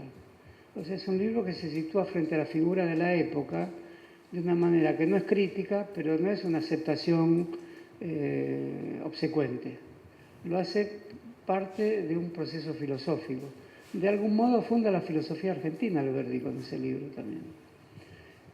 Hay que decir que en la generación del 37 no cayó bien ese libro, pero había un pacto mayor ahí, que era la reforma idiomática. Y ese pacto mayor tiene muchas consecuencias. A esas reuniones iban los rosistas también. Vicente López y Planas era un rosista. No había cualquiera con rosa. El escritor del himno también era rosista. Y iba De Ángelis, que era... a De Ángelis no había que decirle nada. Él estuvo con Rivadavia, se quedó sin trabajo. Rosa le dio trabajo. Se conservan en el Archivo Histórico Nacional los papelitos donde Rosas insulta a De Ángelis, porque De Ángelis se dirige el mayor diario argentino del siglo XIX, que se llama El Archivo Americano, escrito en 3 idiomas y con artículos magníficos. Ahí sale la Carta de San Martín, donde dona el sable a Rosas, pero es la disputa por los ríos. De Ángelis es un jurista, un teórico militar, lector de Clausewitz, un especialista en Vico, un numismático, un archivista, un gran periodista. Se conservan las notas donde Rosa lo insulta a De Ángelis: si usted no sabe escribir, escriba esto. Y De Ángelis es servil con Rosas, absolutamente servil, como no lo había sido con Rivadavia. Escribe un libro que se llama Apología de Rosas. Inventa unas islas, que son las islas de Pepys, islas imaginarias. Escribe su Utopía de Tomás Moro. Esas islas de Pepys son como las Islas Malvinas, estaban cerca de las Malvinas. Y reclama las islas de Pepys para la Argentina. Es metafóricamente un reclamo por las Malvinas en la época en que los ingleses toman las Malvinas. Es un personaje fabuloso, es un personaje de fábula, es un personaje de cortes. Y en el fondo quiere servir a un imperio. Le molesta el plebiscismo de Rosas, seguramente le molesta que le escriba notas, porque Rosas vigila, es sabido esto, es un detallista, es un almacenero en su estancia, como se dijo de Kirchner, para denostarlo, pero también si se acepta que no es denostar, llevaba él las cuentas del Estado de una libretita, como Kirchner. Él era como un almacenero. Por eso era un minucioso. Gálvez lo describe bien en su biografía.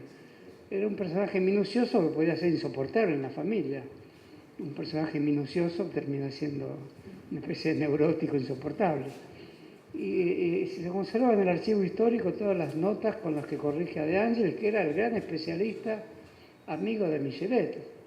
Y Rosas leía, porque era un lector, y leía el ultrarreaccionarismo europeo. Acá podía no expresarse en términos ultrarreaccionarios, pero y cuando es el exilado europeo por excelencia de la Argentina, se vincula a los sectores más reaccionarios del Vaticano y pide un gobierno mundial dirigido por el Papa. A lo mejor a Bergoglio no le hubiera caído mal ahora, pero creo que a Rosas no le hubiera gustado Bergoglio, el Bergoglio actual, porque la mayoría de los escritos de Rosas en ese momento son contra la Comuna de París. Rosas es contemporáneo de la Comuna de París. Y dice, no por primera vez en la Argentina, pero dice la palabra comunismo, por primera vez dicha por una figura importante, con el mismo sentido que tuvo después para las secciones especiales de la policía, para el ejército, etc. Escribe cartas a Buenos Aires advirtiendo, los de la Comuna de París son comunistas. En realidad eran jacobinos, proudhonianos, fourieristas, era todo el utopismo francés, menos marxista. Marx tenía a su cuñado ahí como corresponsal, pero no había marxistas en la Comuna de París. Era la Francia profunda, era la Francia utópica, que venía de la Revolución Francesa inicial. Rosa los ve como comunistas. Y a propósito de esto, De Angelis es invitado a las reuniones de la generación del 37 que se hacían en una librería de la calle actual Bolívar, frente al Colegio de Buenos Aires, que en ese momento no existía con la actual configuración arquitectónica, y se llamaba Colegio de San Carlos. Y después se pasaron a estas casas han desaparecido, a la avenida que hoy era Rivadavia, que en ese momento no me acuerdo cómo se llamaba. Era la librería de Marcos Sastre. Y el gran pacto fundador de la Asociación de Mayo era la independencia idiomática, llamada ahí sí emancipación idiomática. Era el último eslabón que quedaba de la emancipación de España. Y eso revelaba también un rasgo antimilitarista y por añadidura una cierta sospecha hacia figuras como las de San Martín. Ahora, si tenemos tiempo, voy a decir cuál era la relación de San Martín, de Alberdi con San Martín, porque no era una relación fácil.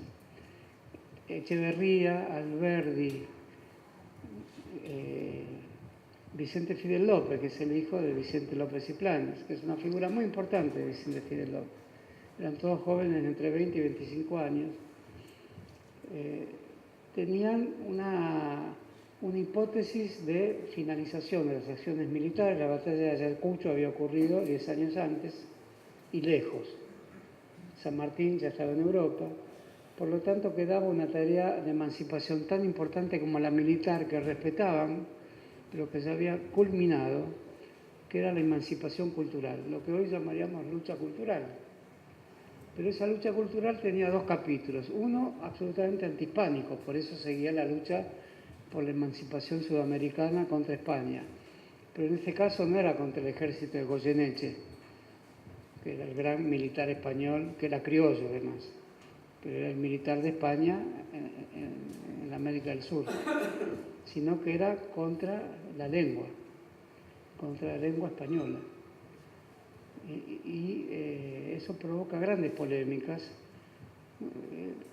porque inauguran un arco de preocupaciones sobre la independencia ética de la lengua castellana, hablada en Argentina como especialidad varietal, digamos, el castellano argentino, en el que está incluido el castellano porteño, el castellano cordobés, el castellano de Salta, que no son iguales. Se constituía la idea de una lengua nacional y se constituía el concepto de emancipación por la lengua ya en el año 1837 y que implicaba reformas lingüísticas que eran tan importantes como las reformas del Estado. Para realizar estas reformas se citaba autores franceses, por lo tanto tenía un doble rostro la proposición de la reforma lingüística que venía a continuar la lucha militar. Antiespañol, antihispánico, absolutamente antihispánico, y con fuertes simpatías hacia la lengua francesa. De ahí que la cierta entonación de Alberdi, cierta escritura de Echeverría. Echeverría había estudiado en Francia con los discípulos de Saint-Simon, con Comte y con Pierre Leroux, que eran los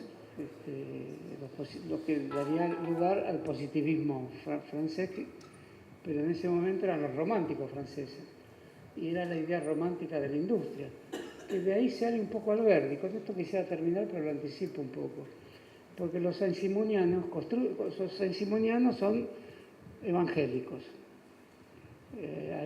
Comte, su discípulo, funda iglesias. En Francia no existe ninguna más, pero hay una en el mundo, una sola, que sigue funcionando como iglesia con la señal de la cruz, solo que es una señal corporal, señala los órganos del cuerpo, incluso los órganos sexuales. Esa es la señal de la cruz de Saint-Simon. Saint-Simon, que dice: voy a escribir mis libros, pero primero les anticipo algo. Soy descendiente de Carlomagno. Bueno, si uno es descendiente de Carlomagno, como acá cuando se decía que se cree que es hijo de Mitre, pero allá en Francia creo que nadie le dijo que se cree, que es descendiente de Carlomagno. Ser descendiente de Carlomagno es venir del siglo XI, del siglo XII, y es ser fundador de la France. Entonces él escribe su libro El Evangelio de los Industriales, que es un libro comunitarista, evangélico, para rehacer la Francia de los Capetos, de Carlomagno, él como descendiente.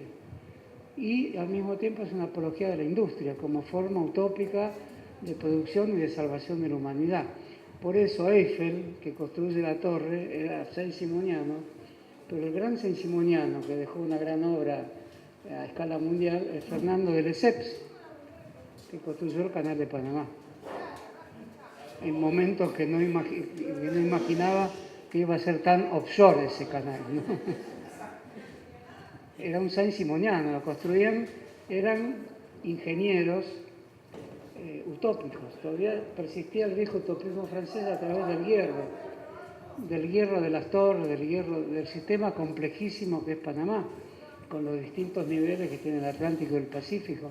Es una obra de ingeniería que hoy no se podría hacer. Eso la terminaron los norteamericanos, pero el inventor fue un saint-simoniano.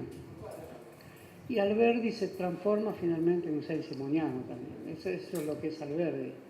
Es un evangélico utópico por su pacifismo radiante, digamos, y es un apologista de los ferrocarriles, mítico, mitológico, porque hoy un gerente de ferrocarril, haya sido inglés o un gerente de ferrocarril del Estado argentino, no necesita tener ningún utopismo, pero hay un utopismo en Internet, aún subsiste hasta que se acabe. Cuando empezó Internet se decía que era la consagración de la forma altruista de la relación humana, la creación de nuevas comunidades.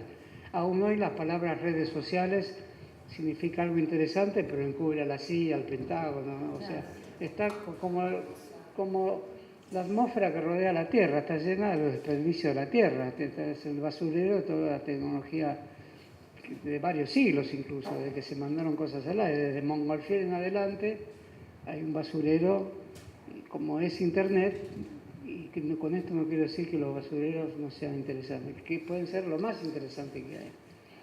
Bueno, pero Alberdi no concibe así la tecnología, la concibe como redentora. Por eso escribe la biografía no de San Martín, esa la escribe Mitre. Él podría haber escrito la biografía, pero hubiera sido en contra, porque después se escribe en contra de San Martín. Escribe la biografía de Wheelwright. ¿Quién era Wheelwright? Era un ingeniero bostoniano que le pagaban por construir cosas importantes, en Chile construyó un puerto. Acá creo que participó en el intento de construir el puerto de Buenos Aires también, junto a Madero y Huergo, los dos constructores del puerto de Buenos Aires, que son las sendas avenidas del puerto. Pero construyó el ferrocarril de Rosario a Córdoba, por eso en Rosario la más importante avenida se llama Wheelwright, que era un ingeniero canadiense. Bueno, Alberdi escribe una biografía del héroe. El héroe es el héroe ingeniero. Y eso está en las bases ya. Cuando dice voy a escribir la biografía del héroe, es un ingeniero. Pero claro, no es un ingeniero que sale hoy de la Facultad de Ingeniería donde se destituyó toda forma de utopismo. Es un ingeniero como fue arquitecto Le Corbusier, o como fue arquitecto Niemeyer, o como fue arquitecto Clorindo Testa. Es decir, que a través de la tecnología construyen utopías humanas de emancipación. Cuando Niemeyer construyó Brasilia, dijo, esta es la máxima utopía de Latinoamérica. Acá vendrán hombres libres. Brasilia es fea, pero Malraux la visitó y dijo, es la capital de un imperio que no fue. Es una ciudad racionalista y mística, porque Niemeyer era un miembro extraño al Partido Comunista Brasileño. También tenía una vertiente esoterista, como todo el positivismo argentino y como todo el positivismo brasileño. Decía, la única iglesia que existe de Comte en el mundo está en Río de Janeiro, porque Pedro II era comtiano también. Pedro II pone en la bandera de Brasil lo que el PT no se animó a sacar, es la consigna del imperio. Pero la consigna del imperio es un libro de Comte, Orden y Progreso.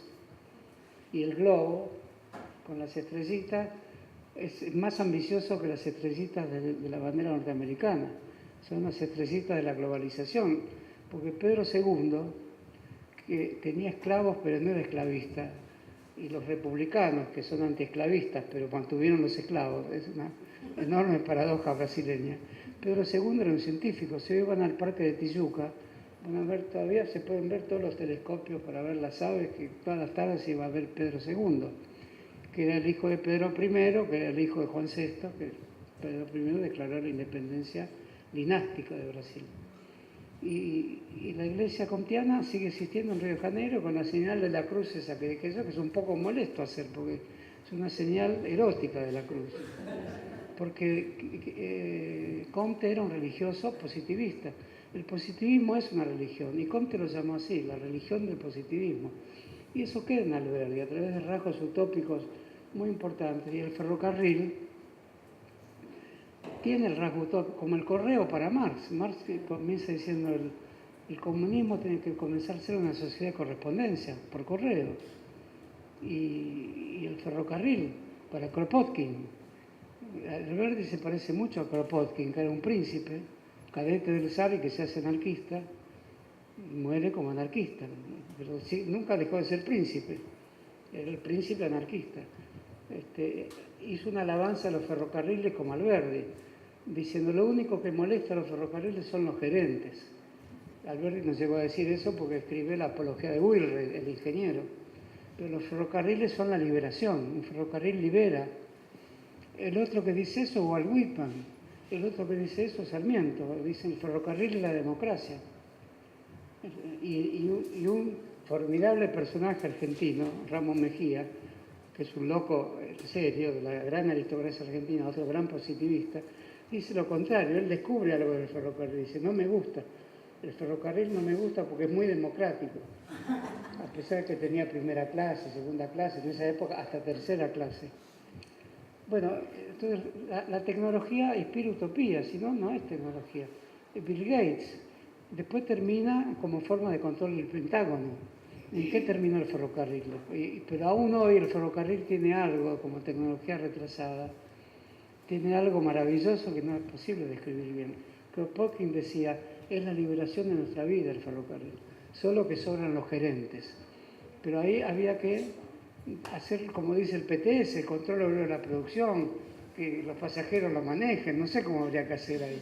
Algún tipo, el anarquismo no pudo resolver, el anarquismo con lo generoso que es, no pudo resolver el problema de la especialización técnica y la inevitable y fatal creación de ciertas jerarquías tolerables que crean las especializaciones técnicas. Alguien tenía que saber algo más de calderas, incluso la máquina Caprotti, que es la que fue famosa en Argentina, la inventó un italiano, la industrializó los ingleses y se fabricó en la Argentina bajo el nombre de PS-10, porque es una sigla en inglés que es el Passenger no sé cuánto, una formidable locomotora que los más antiguos de acá deben haber visto.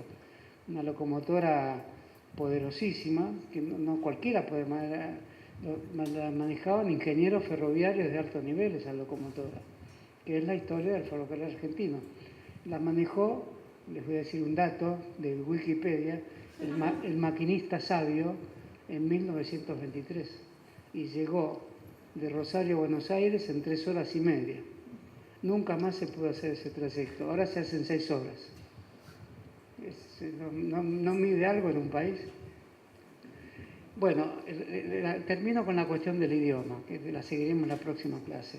Simultáneamente Sarmiento, que pertenece a la generación, en Chile se enfrenta con una de las mayores inteligencias latinoamericanas, que es Andrés Bello. Andrés Bello había sido tutor de Bolívar, algo no le gustó a Bolívar, que lo manda de embajador a Londres, porque el primer tutor de Bolívar, que tuvo 2 tutores fundamentales, uno Andrés Bello y otro Simón Rodríguez. Simón Rodríguez, yo le doy una importancia superior a Sarmiento en cuanto a los sistemas pedagógicos, y les puedo contar una pequeña anécdota. Una vez Chávez en Buenos Aires, Chávez era rodriguista también. Chávez era muy interesante, era un gran lector de Gramsci, personaje cantor de boleros.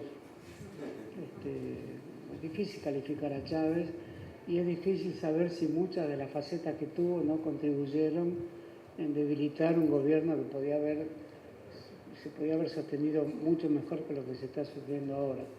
Era un personaje de fábula también. Y Simón Rodríguez fue tutor de Bolívar, escribió una defensa de Bolívar, cuando Bolívar era un hombre de familia propietaria, terrateniente. Lo educa un educador privado. Andrés Bello se tiene que exiliar a Londres y después a Chile, donde funda la Universidad de Chile. Hoy es un héroe chileno, Andrés Bello. Y Simón Rodríguez fue un expulsado de Venezuela y terminó fundando una escuelita de barro en Bolivia. Y ahí enseñaba anatomía, para lo cual se desvestía. Enseñaba anatomía a las etnias bolivianas. Es un héroe boliviano Simón Rodríguez, ¿no? Es un héroe venezolano también. Y la anécdota que les cuento, que una vez en Buenos Aires vino Chávez a hablar con algunas personas, entre las cuales me contaba, y él explicó cómo enseñaba Simón Rodríguez y dijo, les voy a explicar. Y empezó a tocarse la camisa. Bueno, a mí me gustaba que sea así, pero pensé, este hombre gobernando un país, ¿no? Uno es argentino y porteño más o menos contenido. Y él sabía que le hacía un chiste a porteño, porque no se terminaba de vestir, ¿no? Pero lo cierto es que eso hacía... Era tipógrafo Simón Rodríguez, se inventó una tipografía especial, todos sus libros están tipografiados por él. Es una historia excepcional la de Simón Rodríguez. También es una reforma idiomática. Sarmiento tenía 35 años y escribe sus grandes trabajos sobre la reforma ortográfica contra Andrés Bello, que también escribe la gramática panamericana. Entonces hoy es un tema fundamental hoy. Por eso en la Biblioteca Nacional fundamos el Museo del Libro y de la Lengua, para tratar este mismo tema que sigue con la misma actualidad. Bello es un clasicista y Sarmiento en ese momento es un romántico. Bello mantiene los parámetros fundamentales del idioma, pero escribe la gramática para americanos, que es un libro que he leído hoy, es un libro emancipador del idioma. Sarmiento iba mucho más allá. Después, como todo en Sarmiento, retrocedió, lo negó, pero Sarmiento postula algo muy fuerte, que el idioma se acerque a la oralidad. Dice, la emancipación americana ya no es la revolución, ni es la independencia. La emancipación pues es una categoría moral del idioma.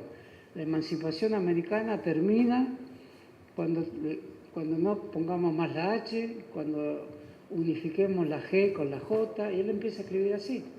Y en Chile, hasta el 29, tanto triunfó Sarmiento en la polémica con Andrés Bello, que había fundado la universidad y un diario importantísimo, no sé si el Mercurio, pero triunfa Sarmiento. Hasta 1929 la reforma ortográfica de Sarmiento, que es un poco ilegible hoy para nosotros, que estamos acostumbrados a la H, siguió vigente, la anularon recién en 1929. Esas reformas son difíciles porque las letras mudas, Por ejemplo, la diéresis en Brasil, cuando se fundó el Museo de la Lengua en Brasil, hubo una propuesta de reforma ortográfica, que ya la hubo en Brasil. Farmacia se sigue escribiendo con PH, como el latín, o el francés, o sea, el heredado del latín. Nosotros la F, pero en Brasil uno ve PH para farmacia. Eso es lindo, que haya arcaísmos en el idioma. Tranquilo, en Brasil se dice tranquilo, tranquilo, porque tiene diéresis tranquilo en Brasil. Bueno, la reforma nueva ortográfica de Lula, o sea, del Partido Plebeyo Social Popular, que se llamó socialista, y que tiene la izquierda brasilera más o menos antigua, pero tiene la izquierda clásica brasilera en su seno, hasta hoy, quiso hacer una reforma ortográfica para sacar la diéresis. A mí no, ¿por qué? Porque es una tradición más laica sobre el idioma. A mí me parece que ciertos arcaísmos del idioma son lindos. Uno, si quiere, después puede decir tranquilo y no respetar la H, pero que existan revela que el idioma tiene historicidad, que hay partes muertas que están presentes en nuestra vida, aunque no las utilicemos. Como bien dice Lacan, si me permito citarlo, toda lengua es una lengua de los muertos. Entonces es lindo que haya una parte no dicha en la lengua. Sarmiento quiso hacer el idioma totalmente oral, o sea, que la oralidad se trasplantara al idioma escrito, porque tenía en vista la educación masiva. Y ahí en Sarmiento algo de protocapitalismo. La educación masiva va a llevar a una alfabetización más rápida, si la oralidad es la escritura, y estaba pensando en los medios de comunicación. Hoy Sarmiento sería alguien que pensaría las lenguas al servicio de la lógica de los medios de comunicación. Creo que en el fondo no lo haría, porque tenía su beta literaria tan extraordinaria que no lo haría. Pero toda la reforma de Sarmiento es modernizante, y la de Bello es más clásica, pero hay el clima americanista de que América es otro idioma que no es el español. Y en Portugal lo empezó a ver recién con Lula, pero con los inconvenientes que me pareció que había, ¿no? Bueno, esta polémica se extendió mucho tiempo hasta que Juan María Gutiérrez, que fuera uno de los más importantes miembros de la generación del 37, fue nombrado corresponsal de la Real Academia, que rige un poco el idioma, ahora de una manera más plástica y abierta, porque la fundó Felipe V en Madrid, ¿no? La Real Academia Española se llama Real Academia Española, y se reúnen mensualmente para establecer los cambios, aceptar palabras. Gutiérrez, que es el gran crítico argentino del siglo XIX, el amigo de Echeverría, de Alberdi, es nombrado miembro corresponsal y escribe una carta muy conocida, se llama Carta de un porteño. Les agradece y, hablando mal y pronto con el idioma argentino, los manda a la mierda, diciendo que nunca vamos a hablar el idioma español. Y funda también, era el último miembro vivo que quedaba de la generación del 37. Florencio Balcarce, que es el primer becario argentino, un joven de 19 años, hijo del general Balcarce, por lo tanto pariente de San Martín, consigue una beca, porque si uno, teniendo estas relaciones, no consigue una beca, si quiere conseguirla, para la Sorbonne. Y mantiene una correspondencia con Alberdi, con Echeverría, con Gutiérrez, sobre el idioma. Y es el único que se muestra. Murió a los 20 años, un año después, Florencio Balcarce, de leucemia, en París. Era un joven brillante, un gran poeta y era un gran estudiante. Seguía por el diario El Tiempo de Buenos Aires, que no sé cómo llegaba a París. Seguía la polémica que salía en este diario El Tiempo, en la época de Rosas, sobre la reforma del idioma y sobre la emancipación idiomática. Y les decía, están todos locos ustedes.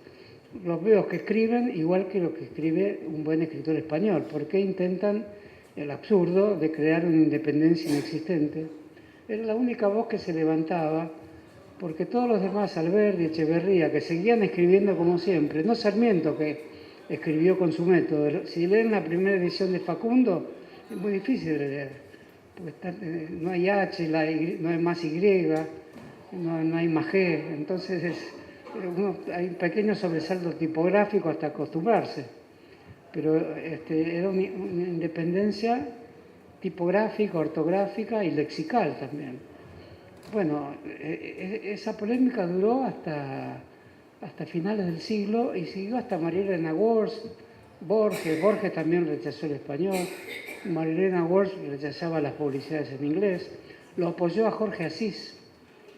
Creo que es el único apoyo que debe haber recibido Jorge Asís interesante en toda su vida, porque Jorge Asís era embajador en la UNESCO y sin saber los fuertes antecedentes que había de la reforma idiomática en Argentina, donde Borges apostó a pleno. Borges escribió toda su obra bajo la reforma no ortográfica, sino la reforma idiomática, y no afrancesadamente, sino con un idioma que llamó criollo, neocriollo.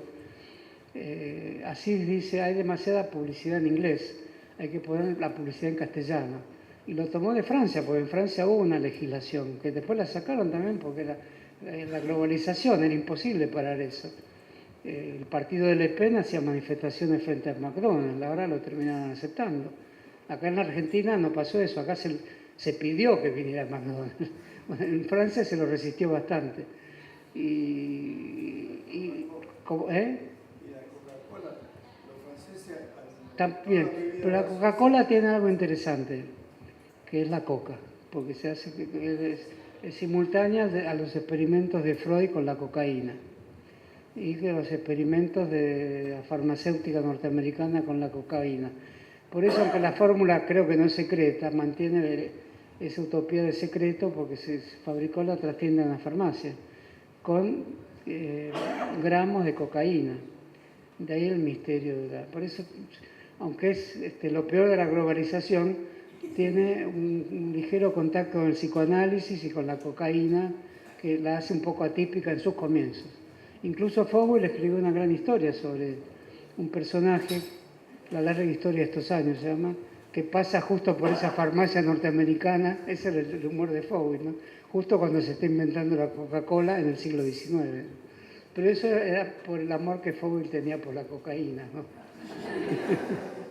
Amor simpático, no era un cocainómano, ni quiero decir eso, pero cocaína, las chich, el peyote, son todos elixires que fundaron religión. El peyote hoy es muy popular en el conurbano. Acá en Avellaneda hay varias iglesias, el Santo Daime con el peyote, que era el elixir de Artaud cuando va a México.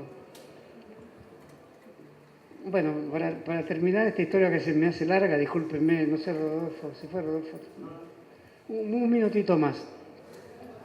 El centro de la generación del 77 es el idioma, y a Rosas tampoco le gustaba, y el ministro de Interior, que era como Federico Pinedo, se llama Felipe Arana, le decía a Rosa, estos van a estar en contra de nosotros, porque a las sesiones se iba Pedro de Ángelis, que escribe mucho sobre él, y tiene una polémica con Echeverría, porque le dice algo muy parecido a lo que después con los años dirá Jaureche. Dice, ustedes están muy bien, son los intelectuales de Buenos Aires, pero se inspiran en Francia. Inspirarse en Francia no está bien en estos países, que son otro tipo de países, con otra lengua. Eso le dice Pedro de Ángelis a Echeverría en una polémica muy conocida, después rompe relaciones, pero de Ángelis influye mucho en Echeverría, en Alberdi, y para finalizar con su historia, cuando cae Rosas, él tiene una imprenta, conocido como el gran editor del Río de la Plata. Se exila un poquito en Montevideo y le empieza a escribir cartas a Urquiza. ¿Por qué? Porque para él no había ningún problema, quería estar al servicio de alguien, y como estaba Urquiza, y Urquiza no lo acepta, ahí terminó la relación de Angelis, vuelve muy pobre a Buenos Aires, con los papeles que se dice que había robado, hace un dinero. ¿A quién se los vende? A Pedro II. Hoy buena parte de la historia argentina, la historia del puerto sobre todo, que tiene una documentación formidable, el puerto de Buenos Aires se intentó construir desde 1600. Hay una documentación formidable, la tenía toda de Ángel, la habrá robado, ¿no? Porque además era un coleccionista particular. Todo coleccionista es un mixto entre ladrón y coleccionista, ¿no? Porque no pueden impedírselo a sí mismo, su conciencia de coleccionista. Bueno, todos esos papeles están en la Biblioteca Nacional de Brasil hoy. Son la mayor biblioteca argentina del siglo XVIII y XIX. Los brasileños saben bien lo que tienen ahí. Pedro II, que era un un ilustrado, un emperador ilustrado, se la compra y regatea mucho con De Angeli y vive el fin de sus días con la venta de la historia argentina al Brasil. Al final Mitre, cuando funda la Academia de la Historia, la funda Mitre en 1858. De Angelis todavía vivía con sus rentas que le había dado el ser archivista de Rosa, de Rivadavia, y lo invita a la primera sesión de la Academia Nacional de la Historia, Mitre. Y De Angelis va con miedo, consulta con los pocos amigos que tenía en Buenos Aires, vivía en las afueras de Buenos Aires, que hoy debía ser el barrio Boedo, las afueras de Buenos Aires. Va a la Academia de Historia y Mitre dice, profesor De Angelis, acá tiene su sillón, y se levanta y le da un abrazo. Extraña escena, ¿no?, de parte de Mitre. Eso revela también las diversas facetas que tiene. Pues De Angelis era un escritor a sueldo, pero al mismo tiempo se había comprometido con Rosas absolutamente. Si uno lee el archivo americano, habría que leerlo hoy, es un modelo de literatura panfletaria de altísimo nivel. Y en 4 idiomas, francés, inglés, castellano y no sé si italiano también. Se llama Archivo Americano en la Prensa del Mundo. Traducía artículos de los diarios franceses, los respondía, los refutaba y lo hacía todo él. Es un gran diario que se conserva entero acá en la Argentina. Pero toda la papelería y de Angelis está toda en Brasil. Son temas interesantes para pensar el archivismo hoy y qué papel tiene en reconstruir las historias. Bueno, Alberdi hizo un diario rosista llamado La Moda. Ese diario ya era cuando el ministro Arana, que fue el gran negociador con Inglaterra y Francia con los bloqueos, Felipe Arana, que fue un gran ministro de Relaciones Exteriores, del ultraconservadorismo de Rosas. Pero había un toque de la soberanía, era lo innegociable, ¿no? Bueno, todos estos personajes eran personajes que leían a los ultramontanos franceses, leían a los que cuestionaban la Revolución Francesa, no es que no eran lectores, tenían otras lecturas, y ven al romanticismo del Río de la Plata con desconfianza. Es Arana que le dice a Rosas, mire este diario La Moda. Alberdi pone, después de escribir su libro rosista, La Moda es un periódico formidable, es un periódico sobre la moda, de la primera revista argentina. Es decir, con qué tacones caminar las señoritas por la vereda del Cabildo. Pero todos los artículos terminan con un mensaje político emancipador, no antirrosista, porque el diario dice La Moda, viva la Federación. Pero no dice viva la Santa Federación, mueran los federales unitarios. Era lo que diríamos hoy un rosista silvestre o moderado. Era un federal. Por eso demora mucho en exilarse. Cuando por fin se exila, porque le hacen la vida imposible. Y el diario es un diario donde dice el Cintillo, analiza la moda del Cintillo Punzó a favor del Cintillo Punzó. Sarmiento del Facundo condena al Cintillo Punzó, también como parte de la moda. Pues Sarmiento, como romántico, cuando es romántico, lo primero que hace es hacer lo que un romántico hace, ocuparse de las modas, de la vestimenta, del semblante, de las apariencias, de la cosmética, de la teatralidad de la figura humana en el mundo. Eso hacen los dos, y muy bien lo hacen. Entonces, Alberdi decide irse a Montevideo, sigue publicando La Moda en otro diario que se llama El Iniciador, que lo dirige Echeverría, pero no lo reciben bien, ni los exilados de Montevideo, que son los unitarios que están en contra de Rosas, ni está bien con los rosistas, de modo que siempre fue un ausente. Su gran libro se llama Palabras de un ausente. Entonces, seguir la ruta de Alberdi es seguir la ruta de un gran fracaso intelectual argentino y de una gran obra inconclusa, que toca solo el tema de la emancipación con la utopía globalizadora y con orden. En el año 1837 escribe un trabajo, 47, está Rosa gobernando, está en Chile, porque en Montevideo no lo toleran. En Montevideo están aliados con Francia. Alberdi y Echeverría dudan de aliarse con el bloqueo francés porque en el siglo XX, XIX o XVII traicionan la patria. Los abanderados, ahí hay que distinguir en el exilio montevideano, los abanderados del acuerdo con Francia, del bloqueo de 1838, son los hermanos Varela. Florencio Varela, los Alsina, Valentín Alsina, son ellos, y condenan a Echeverría de que no tenga una actitud firme a favor de Francia, que toma la isla Martín García para que desembarque Lavalle con tropas que venían de Montevideo. O sea, los románticos tienen una cierta idea vaga de nación, dudan. Alberdi y Echeverría dice no se puede gobernar la Argentina desde el fuerte de Buenos Aires leyendo a Pierre Leroux, y era la lectura de él. Pierre Leroux es el fundador de la joven Francia, inspirador de Mazzini, la joven Italia, que a su vez inspira a Gramsci, pero tienen una cierta noción de lo nacional que lo hace muy interesante Echeverría. De ahí que el aniversario de la muerte, en 1951, muere en Montevideo en 1851, toda la izquierda argentina que combate a Perón, pero que sabe que el peronismo entraña un profundo movimiento social, lo combate con Echeverría, es decir, con alguien que tiene una idea de nación y que tiene un sentimiento social, y que no tiene una doctrina peronista, pero que tiene un dogma socialista. Por el gran trabajo del secretario general del Partido Comunista Argentino, Héctor P. Agosti, que se llama Echeverría, año 1951.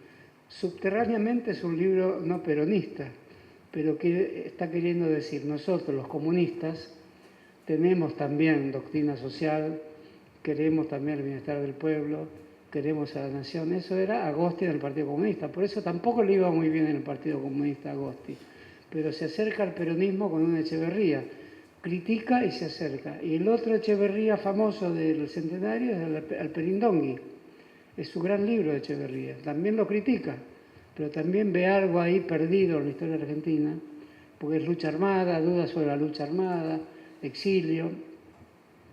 Y el tema San Martín lo trataremos la próxima vez, pero le quiero decir que Alberdi lo acusa de haber perdido el Alto Perú. Lo acusa de haber seguido la ruta oblicua de los Andes en vez de seguir la ruta lineal de Belgrano, que era el ataque a las fuerzas españolas en el centro del poder militar, o sea, el Alto Perú. Y eso es una gran polémica sobre la construcción de Bolivia como Estado bolivariano, es el nombre de Bolívar, Bolivia, y la pérdida de Uruguay, pero fundamentalmente el cruce de los Andes, que lo cuestiona totalmente. Aunque después se arrepiente, escribe cosas muy importantes militares, Alberdi, contra la guerra además. Y contra la guerra es un libro contra Mitre y contra Sarmiento.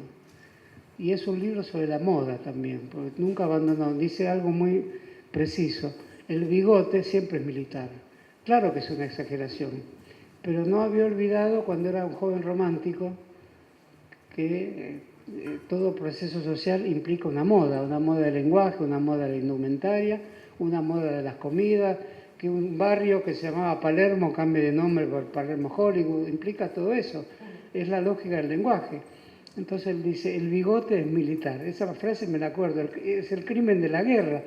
¿Cómo se la agarró con el bigote? ¿Cuántos amigos de uno y yo mismo tengo un bigote? Pero era como un semiólogo, era como un Roland Barthes adelantado, Alberdi. Es una inteligencia finísima. Cuando Sarmiento y Alberdi protagonizan la mayor polémica después de Caído Rosas, la polémica era sobre cómo organizar el país, pero en el fondo era sobre quién lo había derrotado. Si Sarmiento con un boletín, o sea, con la prensa, polémica, actualidad total. Si los fierros mediáticos o los fierros de los cañones. Sarmiento dice, usted no entiende nada. Las cartas son larguísimas, fascinantes. La polémica se llama las cartas 101, la escribe Sarmiento, y las quillotanas se la escribe Alberdi, porque todavía está en Chile, en la ciudad de Quillota. Y Alberdi es formidable polemista, no se da cuenta que había un ejército, había un general que se llamaba Urquiza. Y Sarmiento dice, sí, pero llevaba Cintillo Punzó, Urquiza tiene Cintillo Punzó también, son dos ejércitos federales. Dice, yo soy el organizador social de esta victoria con mis boletines. Es larguísima la polémica, en sustancia es ¿quién derroca a un gobernante? La prensa organizada, entendida como metáfora de los fierros mediáticos, o un ejército con sus cañones. Es exactamente esa polémica. Y en un momento de desesperación, Alberdi le dice condenado, pues se insulta muchísimo. Los insultos son como los insultos de hoy casi. Son muy tremendos, más elegantes, además son dos grandes escritores. Dice, usted bien sabe que de los tres, había tres amigos, Sarmiento, Juan María Gutiérrez, Alberdi, no, Juan María Gutiérrez no, Echeverría, Sarmiento y Alberdi. Usted sabe que de los tres, los dos que permanecemos vivos, si hablase el que de nosotros tres está muerto, el Echeverría, usted sabe perfectamente por quién se inclinaría, que es lo máximo tremendo que le dice Alberdi, ¿no? Si de nosotros tres, el que está vivo de nosotros tres estuviera vivo, el que está muerto de nosotros tres sabría por cuál de nosotros dos vivos podría inclinarse. O sea, lo ponía Echeverría de su lado y lo declaraba absolutamente loco a Sarmiento. La polémica, como les digo, es formidable y quería terminar con algo del saint-simonismo. En las bases es un escrito saint-simoniano también. Habla del acero, del hierro y compara el sable con el arado. El arado es parte de la industria y el sable es parte de la industria del hierro o del acero, pero es militar. Y la otra gran comparación que hace el Alberdi de la globalización, por el crimen de la guerra, dice guerra no comercio. Y ese es un tema muy fuerte, todos quisiéramos que fuera así. Pero hay una matriz de guerra en el comercio permanente, en Internet hay una matriz de guerra, o en los juegos infantiles, en el estanciero, o en los juegos se juega, no hay una matriz de guerra. Entonces hay una gran ingenuidad de Alberdi como ausente, porque muere en París además, muere solo en París. ¿No? En realidad es alguien que no lo entiende nadie, Alberdi. Es el máximo intelectual del Río de la Plata, eso lo saben todos y todos saben que tienen que combatirlo. Entonces ahí dice guerra no, cable submarino.